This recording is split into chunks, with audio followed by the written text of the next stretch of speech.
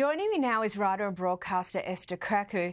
Esther, the King and Queen are headed to Australia next month and plans continue to be announced. What's happening, what isn't, and what's been canned?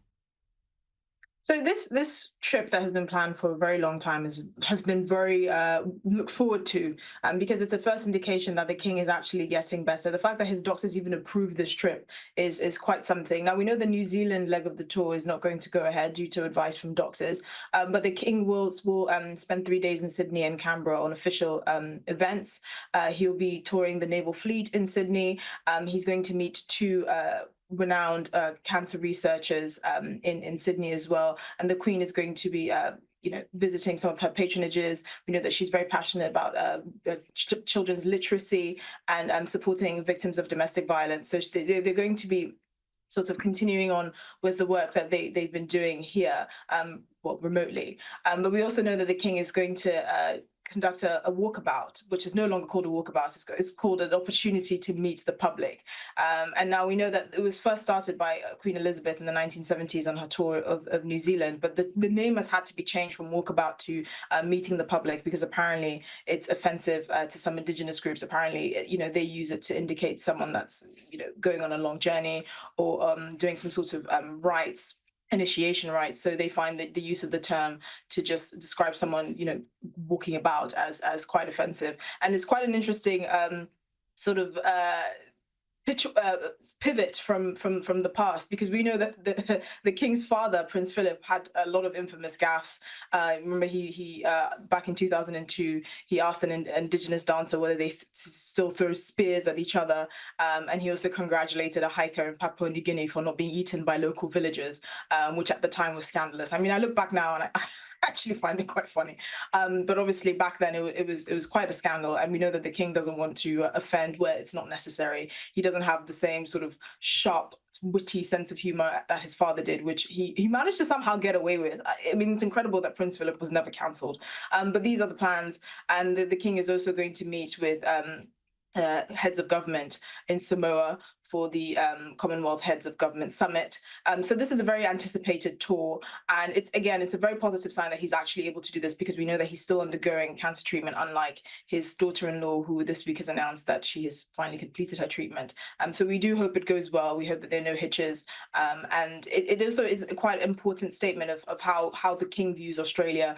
He's only been on one other sort of international tour, that is to France. So the fact that he's chosen Australia as well, he's kind of made this a very important trip in his calendar, just highlights that. And it's going to be interesting meeting with the Republican Prime Minister Albanese, who had positive words to say about the Queen, but we'll see what he has to say about the now king. Yeah, well, we are very much looking forward to it. And you did mention Princess Catherine, and we spoke earlier in the show about the video that she released earlier this week. But royal commentator Richard Eden of the Daily Mail has had this to say. Although I enjoyed it, I thought it was very sweet, I must admit it did make me uneasy, because it just felt it was this sort of attempt to create a sort of Hollywood style. I mean, it almost felt like a sort of Hollywood trailer. And lots of people have said to me, oh, it's just the sort of thing that Meghan would have loved to do, obviously being an actress. Oh, come on. And, we don't want Catherine to turn into Meghan. Esther, we're all entitled to our opinions. This one has caused a bit of a stir. Do you think the criticism was fair? I mean, I do think it's quite interesting. The Walesers have a bit of a problem, because they have to balance sort of PR and actually putting themselves out there with privacy, with the kind of demure nature that we've come to expect from the royals. We wouldn't expect them to be sort of Kardashian-esque exposés in the way that I'm sure other members or former members of the royal family would like to. I mean, I've seen this video, which I thought was very, very cute, likened to sort of like a Matalan summer ad, summer campaign, which was quite funny. The reality is, though, she has been through a lot, and I think that the fact that the royal family have made a point of actually focusing a lot on cancer development, supporting cancer sufferers. I mean, these are the positive things that we can take from it. And you may not like the production style. You may think it's the kind of thing that Meghan would have loved to have shot. But the reality is the Walesers are kind of towing a very fine line. If she hadn't said anything, if she just released a statement, if she just said, oh, by the way, guys, I'm cancer-free, it would have seemed a bit cold.